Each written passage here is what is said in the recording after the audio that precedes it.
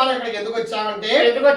AP EPDCL విద్యుత్ సంస్థ వారి ఆధ్వర్యంలో ఏలూరు సర్కిల్ వారి యొక్క పర్యవేక్షణలో ఈనాడు కేంద్ర ప్రభుత్వం ప్రవేశపెట్టినటువంటి ప్రధానమంత్రి సూర్యఘర్ యోజన అనే పథకం కొరకు ప్రజలకు వివరించడానికి ఇక్కడికి వచ్చాం. సూర్యఘర్ పథకం అంటే నాకు అర్థమైపోయింది. ఏమిటంటే నాకు కొంచెం హిందీ వచ్చిరా.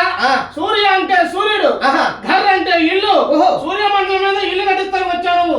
మా ఆధార్ కార్డు, మా అబ్బాయి ఆధార్ కార్డు రెండు తీసుకొని మా ఇద్దరికి చెరుకు ఇల్లు రాసేయండి. పోనీ ఒక ఇల్లు రాసిన వల్ల అడ్జస్ట్ అయిపోతాం. ఎక్కడ రాయమంటావురా? సూర్యమండలంలో.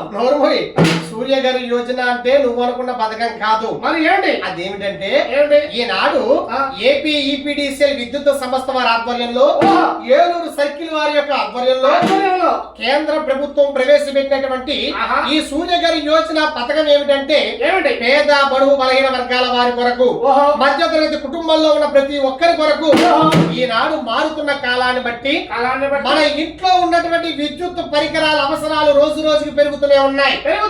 అటువంటప్పుడు విద్యుత్ సంబంధించి మనం ఈ సూర్యఘర్ యోజన ద్వారా మన సోలార్ వ్యవస్థని వినియోగించుకొని మన ఇంటి పైకప్పు భాగంలో సోలార్ ప్యానెల్ వినియోగించుకొని విద్యుత్తును ఉత్పత్తి చేసుకోవచ్చురా. ఏంటి సోలార్ ప్యానెల్ పెట్టుకొని విద్యుత్ ఉత్పత్తి చేసుకోవచ్చా?